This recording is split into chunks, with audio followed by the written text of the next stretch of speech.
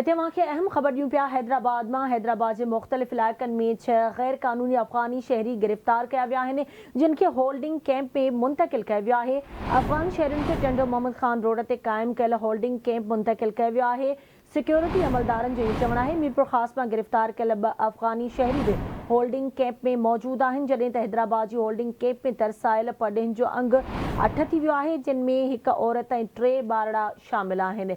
एक भेरो ॿीहर मांखे आगाह कयूं पिया। अहम ख़बर आहे हैदराबाद जे मुख़्तलिफ़ इलाइक़नि में 6 गैर क़ानूनी अफ़गानी शहरी गिरफ़्तार कया विया आहिनि, जिन खे होल्डिंग कैंप में मुंतक़िल कयो वियो आहे। अफ़गान शहरियुनि खे टंडो मोहम्मद ख़ान रोड ते क़ाइमु कयल होल्डिंग कैंप मुंतक़िल कयो वियो आहे। सिक्योरिटी अमलदारनि जो इहो चवणु आहे मीरपुर ख़ास मां गिरफ़्तार कयल 2 अफ़गानी शहरी बि होल्डिंग कैंप में मौजूदु आहिनि। तफ़सील मालूम कंदासीं। हैदराबाद मां आवाज़ न्यूज़ जो रिपोर्टर नसीर चन्ना सां लाइन ते मौजूदु आहे। जी नसीर, अपडेट कजो हिन हवाले सां।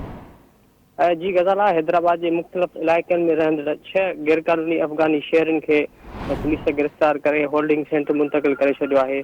अफ़गानी शहरियुनि खे टंडो मोहम्मद ख़ान रोड ते क़ाइमु होल्डिंग सेंटर मुंतक़िल कयो वियो आहे। सिक्योरिटी अमलदारनि जो चवणु आहे त मीरपुर ख़ास मां 2 अफ़गानी शहरी भी गिरफ़्तार किया विया हुआ, जेके पिणु उन ई कैंप ते मौजूदु आहिनि। हिन वक़्तु जेको होल्डिंग कैंप में टोटल 8 माण्हू मौजूदु आहिनि, जिन में 4 मर्द, 1 औरत ऐं 3 ॿार शामिल आहिनि, जॾहिं त ज़िले इंतिज़ामिया पारां होल्डिंग कैंप की जेका कवरेज आहे उन ते पाबंदी लागू कई वई आहे। जी ठीकु आहे, मुंहिंजी वॾी महिरबानी नसीर अपडेट करण लाइ।